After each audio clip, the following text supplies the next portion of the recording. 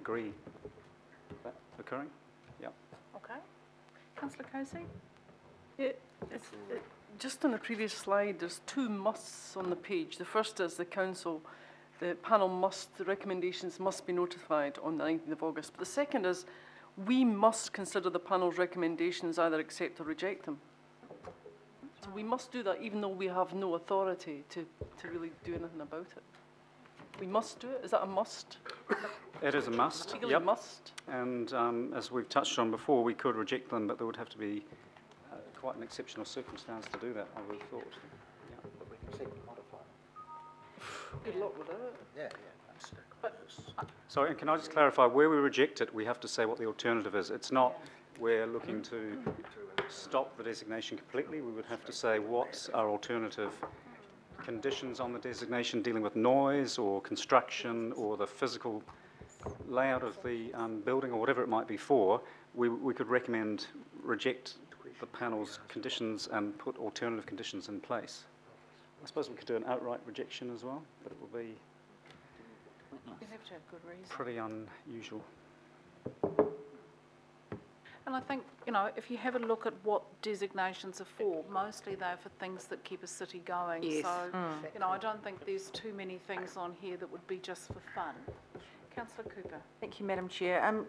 I mean, I think it can sound quite harsh, but I think when you go through the RMA process, once you've got those designations, yes, those things will happen, but when it comes to the council and the public, when something's going to be developed within that framework of that designation, it gives the opportunity for the public to have a say, and it gives the council an opportunity to formulate their response, and often that can make a difference in how something is developed. And I think that's what's important for people to understand, that it's not just a blank yes or no, here's your designation, you can do whatever you like, because in my experience with those, and I'm sure some of the other councillors around the table that have worked with designations and RMA hearings, is that some of that input is really useful from a local government point of view and a public point of view, and often designations are modified or how things are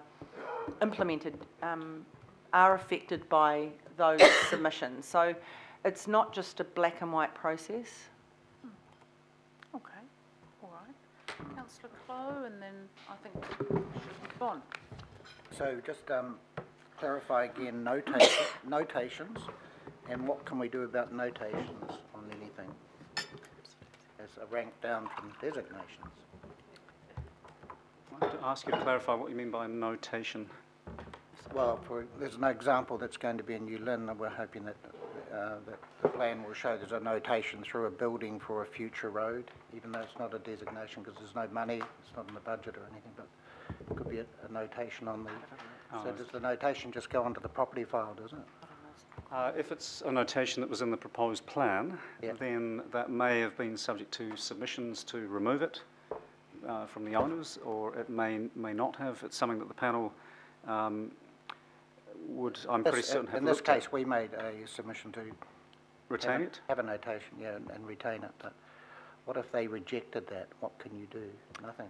If the panel recommends to reject that submission, well, it's as with anything that comes to the committee in August, the council could reject the panel's recommendation and put it in place. It's no different to anything else that will come back from the panel in August. If the council is not supportive of it and has a good reason, then it could reject that. Of course, that opens it up to appeals. Yep. Yep. Yep. Thank you. Right, I think let's get into residential zone. Residential next. Great. I'll just ask, Nick, if you wouldn't mind sitting in the middle there.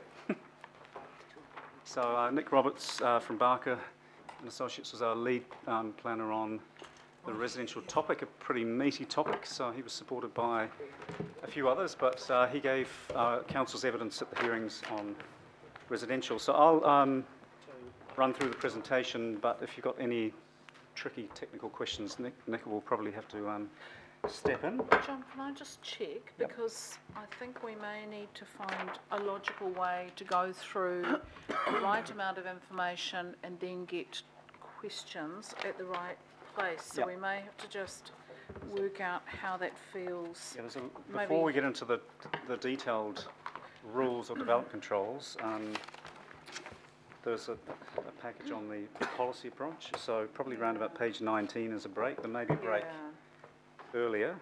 I think you're right. Actually, sorry, page 16 is definitely a breaking point. Yeah. There could be one sooner than that. Let's have a look. I guess what I'm saying is there's going to be a lot of questions. Let's find the logical place to do them. So we'll get into it and maybe stop about page 16. Yep, okay, cool. Okay, so originally the panel had broken residential down into multiple topics, objectives and policies, so that I guess the overall policy framework, activities that are provided for in the different residential zones, and then the rules themselves, but they were all merged together into one broad topic, topic 85 to 63, and there was, the key point to note is there was extensive mediation and, can't recall what the panel called it, but a sort of workshopping with submitters even before the mediation that went on for several days with parties on all sides, from Housing New Zealand, the developer groups, I think government might have been in there as well, and Auckland 2040, Generation Zero. Yeah, many parties involved from all sides of the spectrum discussing the policy framework for residential, and the rules themselves. And by all accounts, it was probably one of the best mediations, alternative dispute resolution exercises undertaken by the panel in this whole process. There was broad consensus, believe it or not, among all those parties on the residential rules, with a few key exceptions. But even the policy framework, other than a few key exceptions, there was very broad consensus. So going into the hearings, there was a very narrow point of difference, which was quite incredible. It certainly didn't appear that way on the first day, but I think all parties were worked really well together during that exercise. So we'll just start out, as we often do, with the regional policy statement and what some of the key themes are. A quality compact city, so taking some of the language from the Auckland plan came into the unitary plan in terms of residential. Increasing housing capacity and choice was another key theme, and a quality living environment and residential amenities. So I think those are the three key regional policy statement planks that all of the residential policies and rules cascade down from this kind of overarching approach. John, Yeah. before you go on, can you just clarify for me, accommodate growth 70% within the metropolitan area? So does that refer to the 2010 MUL area? That's the 2010 MUL. Right, okay, thank you.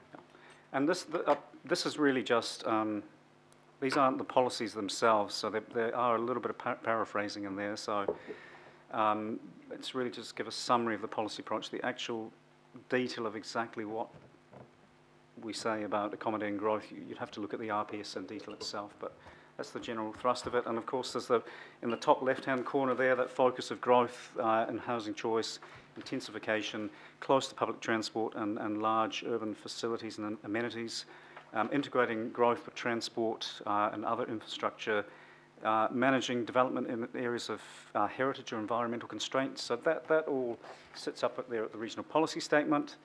So here we do have some of the words here. Won't read them out in detail, but that's the enabling higher residential densities. We've got a policy approach there in terms of alignment with transport and infrastructure, adequate servicing, and the last one is around hazards and risk to people and property. So then moving into the policy objectives and policies for the zones themselves. Be familiar with the terraced housing apartment building zone. So in the plan that went out for submissions, the notified PAUP, as we call it, there were objectives about that higher achieving an urban residential character, enabling terraced housing or apartment building forms or housing types of between 4 and 6 stories, depending on which part of Auckland and which centre you're next to or transport route you're next to. and apply to areas highly accessible adjacent to the metropolitan centres, town centres and local centres and key transport routes. The only change to that policy approach for this, the most intensive residential zone, was an increase in the heights from 4 to 6 became 5 to 7. Key issues raised by, and we'll talk to that in a bit more detail in a second, but the key issues raised by submitters in terms of the policy approach for this zone. Some were saying that you should have 2 different zones, one for apartment buildings and one for terraced housing. There were others wanting greater protection for neighbouring sites, so might have accepted a 4-storey building in their neighbourhood as long as there's greater protection in terms of setbacks and landscaping and things like that. Some felt that the controls were too restrictive and that there should be more height, and others felt that they were far too lenient and there should be more restrictions. Some wanted the policy approach to signal that the zoning maps, would have more terrace and apartment zone, and others obviously were seeking the opposite, i.e. less terrace and apartment building zone, and some wanted to either increase or decrease the threshold or the trigger for when something is an apartment building or terraced housing development is assessed from a design point of view. So that's kind of where the submitters came from in terms of the policies for these for this zone. The next zone down in terms of intensity is mixed housing urban. Again, we've got the notified PAUP that went out for submissions, talked about an urban residential character up to 3 stories, areas with good access, but not necessarily as good access as the terrace and apartment zone, to things like transport services and high business zones, transport links. No major change to the objects and policies put forward by the council at the hearings, and again there was general consensus among submitters that the policy framework was generally appropriate for that zone. Then we move to the mixed housing suburban zone, most extensive zone in terms of the maps that went out for submissions, in terms of council's position at the recent zoning hearings, still the most extensive residential zone, somewhere in the order of 40 to 50% of all residential land sits into this, so you could call it the main or the general residential zone. It talks not about an urban residential character, but a suburban residential character, and references 2 stories, not 3 stories. You're probably quite familiar with all of this, but council's position at the hearing, again, you'll see not much change, a few tweaks to some of the wording to improve the objectives and policies, but no major change, and general consensus that this zone had the right objectives and policies. Key issues raised by submitters in terms of the 2 mixed housing zones. Well, the first one was people seeking a greater distinction. So there should be much more distinction between mixed housing urban and mixed housing suburban. There was that, again, submitters asking for more protection for neighbours. So if a 3-storey building is going into your street or next door to you, greater protection in terms of setbacks and things like that, or privacy. Same theme here again with the terrace and apartment zone. Some were saying the controls are too restrictive, some were saying they're too generous or lenient, some wanted a bit more height, some wanted a bit less height, some wanted more setbacks, some wanted less setbacks. A point here was raised about what we call the interface between 2 zones. So if you have mixed housing suburban next to our single house zone, which I'll talk about in a second, people were seeking a stricter height in relation to boundary or setback than you might get if you're actually in the middle of the zone. And some people starting to submit on the objectives and policies, signalling that in terms of the mapping, which was a later hearing, that the policy framework should either signal a more expansive use of mixed housing urban or suburban, or a more restrictive use of it. And again, there were submissions to either lift the bar for when you need a design review, resource consent, or lower the bar so that almost everything in these zones would have to come in for a design review. The single house zone, objectives and policies in the notified plan talked about a zone that has a low density suburban character. So it starts bringing in the term low density, still has the suburban character in there, and talks about 1 to 2 stories. The notified plan also talked about the zone applying to flooding areas, heritage areas, character areas. Council's position at the hearing changed